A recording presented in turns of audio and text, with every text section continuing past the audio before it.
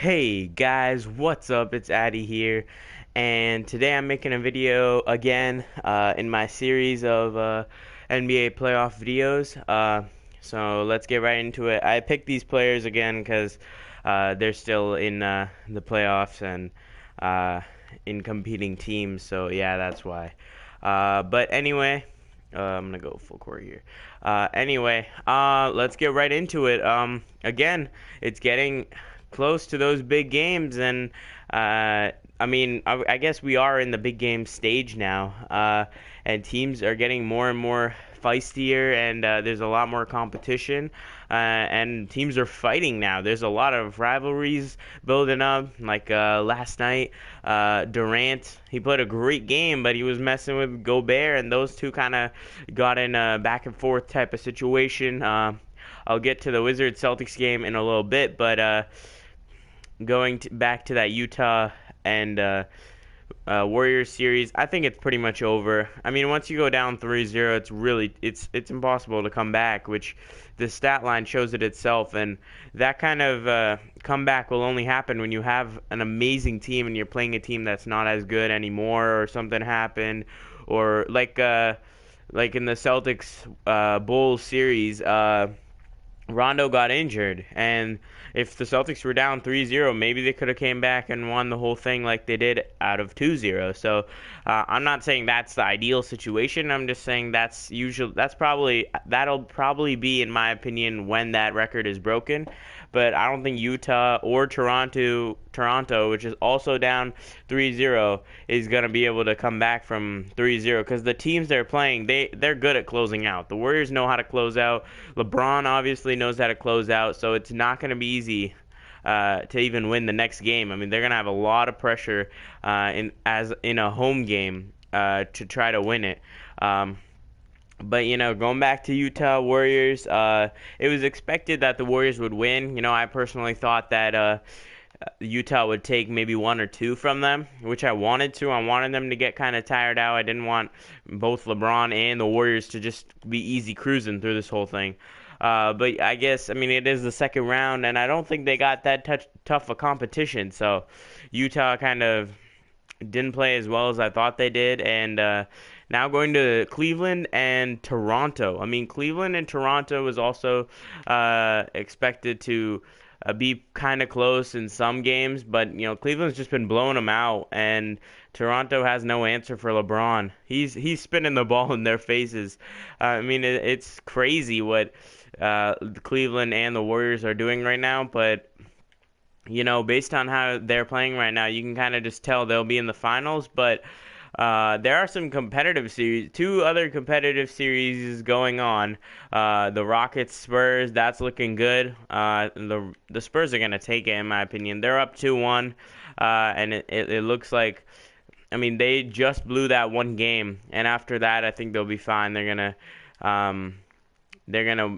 not gonna lose again. I mean, I called it last game. I thought they'd win in 4 in the beginning, but then they lost that one game, and now I think they'll win in 5. I think it just slowed them down for a second and kind of made them realize some flaws in their offense. And also, the injury that happened to Tony Parker just stinks. It just straight up sucks, and I feel really bad for the Spurs. I personally love Tony Parker, and the Spurs are my second favorite team, but the rest of the guys are stepping up. Patty Mills is playing great. I think they played DeJounte Murray last game. He started. He played great too. So I mean, he's gone, but they're not playing as bad as I thought without him. So, Ginobili will have to kind of ball handle a little more and be the point guard a little more, which he does have the passing ability. So, we'll see how, I mean, the Spurs series ends up, but I think they'll be fine. I mean, I honestly don't think there'll be a big issue in their case. So, anyway, going to the Celtics Wizards. Now, this is the most heated matchup out of all of them. I mean, the Celtics Wizards are just back and forth. And the Celtics, I mean, they've been playing a risky type of ball. I mean, they start the game off awful. They play like a team that shouldn't even be in the playoffs when they start it. Or, you could argue the opposite way, that the Wizards start the game off like a team that couldn't lose a single game, but then the Celtics kind of claw their way back, slowly make a adjustments, bring in different players, and then the Wizards kind of lose their momentum, and that's what happened first two games. But then suddenly, game three, the Wizards came out with a huge punch that was just too hard to overcome, and also it's a hard making comebacks. Three nights in a row coming back from like 15 plus, it's not easy, and the Wizards kind of kept their foot on the gas pedal while the game was still up for grabs in that second and third quarter, and kind of kept that 20 plus lead. And then the both teams kind of realized this game ain't going anywhere, so the Celtics gave up on that game. But they got to come out this game tonight with a big punch. They have to win game four. You cannot you can't risk that. The Wizards are great at home, and I fully understand that, but Isaiah's got to play great. I mean, he had a great explosive game. Game two, he had 53. He did his job. The rest of the guys have to step up. But again, he did score 53. Doesn't mean he doesn't have to score anymore. He still has to get at least 30 or 25 for them to win. He had like 13 in game three, which, I mean, it shouldn't be on his shoulders. This team is built from a lot of mediocre guys who are stepping up in big moments. But still, I still think that he is our best player, and best players have to do that kind of job when it comes up late. And again, I'm sure everybody's heard about the Kobe Bryant helping him out and Kobe Bryant kind of training him. I love that. I mean, growing up, I hated Kobe Bryant because, Celtics Lakers, I'm a Celtics fan, Celtics Lakers rivalry, nobody from each side would like the other players. I mean, I'm sure Lakers hated Paul Pierce, Ray Allen, and Kevin Garnett, which is fully understood. But now I don't hate Kobe or I don't hate Powell anymore, because you have to respect that they're legends. And the game aside, now they're just great players, and they were doing their job, and the rivalries it's not over because it goes back to Bird Magic, but it's still like you kind of have to respect them once they grow older, and the teams have kind of, their rivalry has grown apart a little more now that the Lakers are so much worse than the Celtics, and the Celtics, I mean, they don't find competition in the Lakers. Maybe in the future they'll be playing another NBA Finals, Isaiah versus D'Angelo or something. I don't really know, but for now, they've kind of cooled out, and it's not as bad as it used to be. So again, you have to respect Kobe for what kind of player he was, and knowing that he's such a great player, the fact that he's training your best player is a great thing to know, and kind of helps boost your confidence. And I mean, Isaiah is a great player, and Kobe would not pick a player that isn't somebody he kind of expects to be like him. And that's where you kind of have to understand that, whoa, all right, the Celtics have a guy who, Kobe thinks could really do some damage. And Isaiah is known for his fourth quarter performances, and Kobe's known for his fourth quarter performances. Kobe was an explosive player down late, and he was one of the clutchest players the NBA has ever seen. So, two guys, one of the clutchest, training a guy who's, such a huge fourth quarter presence is just amazing for the Celtics, and hopefully it'll help them go further in the playoffs thanks to IsaiahThomas. But the Wizards Celtics, again, it was really heated that game. Kelly Oubre, I think everybody has to address this.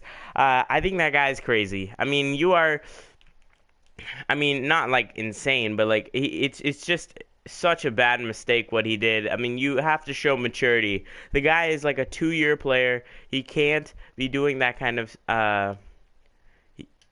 he can't be playing that kind of game when he's a 2-year player, or I think he's maybe older, maybe younger. I don't know. He's not a very important guy, and he shouldn't be getting in that kind of fights. I think that kind of performances kind of show the difference in players. A LeBron or a Kawhi or a John Wall and IsaiahThomas, they would never get in this kind of fight. They express it through their game. You don't express it by like shoving a guy down or hitting the ref. I'm glad he got suspended. It was due. I mean, honestly, it was just downright immature, and you have to be a great player. You have to overlook that and kind of get him back on the other end. James Harden, Russell Westbrook, these guys never would fight each other. They never just walk up. I mean, they could easily do that. These guys get in competitions all the time, and they're always heated. Steph Curry and Westbrook don't like each other. It doesn't mean they're gonna start punching each other. They show it on the court. Westbrook will go out get a triple double, or Steph Curry goes out and hits 10 threes in his face. That's different than actually getting in a fight, or giving some words. Everybody says words, and I think that's where it's like, okay, they're not like saints. I mean, I understand that. Of course, Westbrook says stuff to Curry. Curry says it back. Maybe there's one or two shoves, but they don't do this. This is straight up just it's close to like punching each other. They don't do that. They everybody trash talks and everybody says stuff to other people. Everyone does that. Even at like middle school level of basketball, that always happens, because you always try. Every sport trash talks. It's not like they're the first people to trash talk. So honestly, I mean, that isn't as big an issue as like actually pushing and shoving and getting into a fight. And I understand. I mean, the stakes are high and emotions are running. The Wizards, they feel like that we Celtics have been physical and been not getting the calls. I mean, Celtics got a lot of stupid calls against them in Game 3, and I think it's because the Wizards have been complaining so much, and they started playing physical. They started flopping a lot.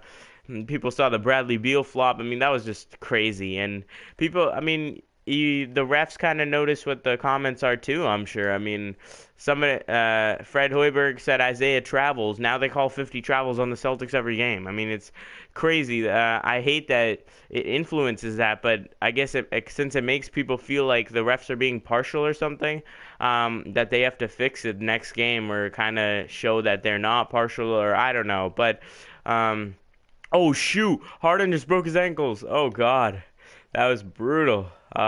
But again, going back to the competition, I love that Wizards Celtics series. I mean, I think the Celtics will win, but I didn't think they'd sweep again, because this Wizards team I mean, they've really gotten better since the beginning of the year, and they might take another game from us. I don't know, but it depends on how John Wall plays, and it definitely depends on how Isaiah plays, because we would not have won Game 2 if Isaiah did not score 53, which is like something to think about, because he scored 13 in Game 3. I mean, if he had scored more in Game 3, maybe we would have won. But I mean, you can't blame him for everything. He's done a lot for this team, and yeah, I mean, that's basically what I have on that series. I think the Wizards will win maybe one more, but I think the Celtics will take it back to the Garden. I think tonight they'll be able to get the W, because the Celtics are so heated right now. You can just tell by their emotions. They are not happy with most of the game that happened in Game 3. I mean, they were calling very stupid calls on the Celtics, and it just seemed like the game was. I felt like the game was rigged. I just straight up felt that, and I think every fan feels that at one point. But it just didn't make sense to me. How do you go from a team that, I mean, the Celtics are playing so great, and Isaiah was playing so great, to suddenly like IT only scores 13. They're calling everything on the Celtics. It's just hard to believe. But again, I mean, that's just something that happens when you're a fan, and you're trying to understand why your team's doing bad. But I want to move on to the Spurs Rockets. I mean, I talked about it a little bit, but that series is turning out pretty good too. I mean, it is 2-1. I think the Rockets will take one more at home. I think they should take one at home.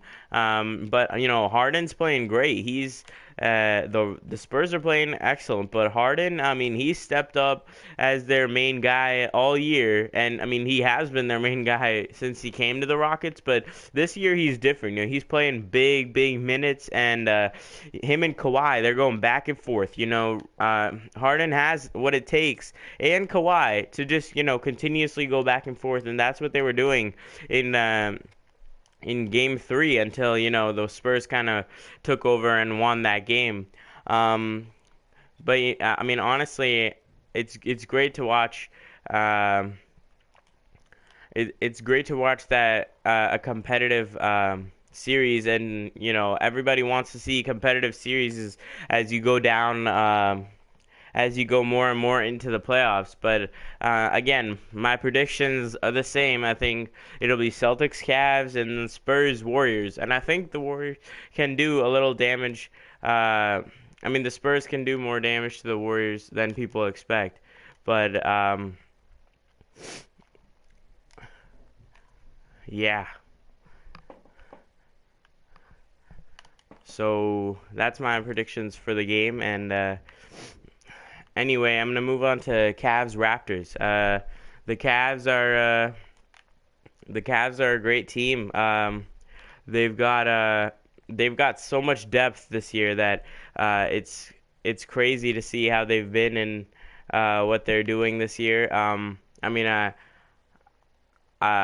again, they're not as good as they were last year, but they've really picked it up and this year. And in January, March, they were playing awful, but I love to see that they've gotten back to where they were supposed to be and what people expected of them. And, I think LeBron has been a huge part of that boost that they've gotten. So, yeah, anyway, guys, thanks so much for watching. I really appreciate it. Don't forget to comment, rate, subscribe, all that good stuff. And, yeah, keep showing the support, man. Peace.